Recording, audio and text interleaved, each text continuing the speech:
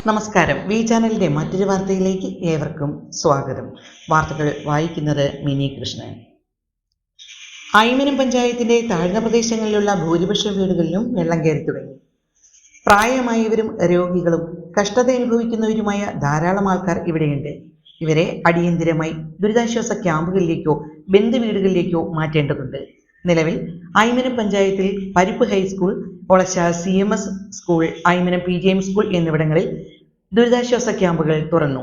ഈ സൗകര്യം ബുദ്ധിമുട്ടനുഭവിക്കുന്നവർ പ്രയോജനപ്പെടുത്തുകയും ഒപ്പം അതാത് വാർഡ് മെമ്പർമാരെ വിവരങ്ങൾ അറിയിക്കുകയും ചെയ്യുക. മഴയും മഴദുരിതങ്ങളും തുടരുമ്പോൾ ഒളശ ചാർത്താൽ റോഡിന്റെ ഇപ്പോഴത്തെ അവസ്ഥയാണിത്. കഴിഞ്ഞ കാലവർഷം മുതൽ ഇതുവരെ എത്ര പരാതിപ്പെട്ടിട്ടും പരിഹാരം കാണാത്ത ദുരിത കാഴ്ചകളുടെ തുടർക്കഥകൾ. 2018 വെള്ളപ്പൊക്ക ദുരിതാശ്വാസ ഫണ്ട് ഉപയോഗിച്ച് പണി തുടങ്ങിയ ആ റോഡിനുണ്ടായിരുന്ന ഉയരവും കൂടി അടർത്തി മാറ്റി എന്നാണ് പ്രദേശവാസികൾ അറിയിക്കുന്നത്. അതുപോലെ തന്നെ 4 തൊട് പാടം വിതയ്ക്കാനായി നിലമൊരുക്കി വരികെ മഴ വീണു. പുറംബണ്ടിൽ താമസിക്കുന്ന 30ഓളം വീടുകളിൽ വെള്ളം കയറി. അറിയിപ്പ്: അറബിക്കടലിൽ കേരള തീരത്ത് കാലവർഷക്കാറ്റ് ശക്തമായി തുടരുന്നു. അതോടൊപ്പം കരകയറിയ അതിതീവ്ര ന്യൂനമർദ്ദവുമുണ്ട്.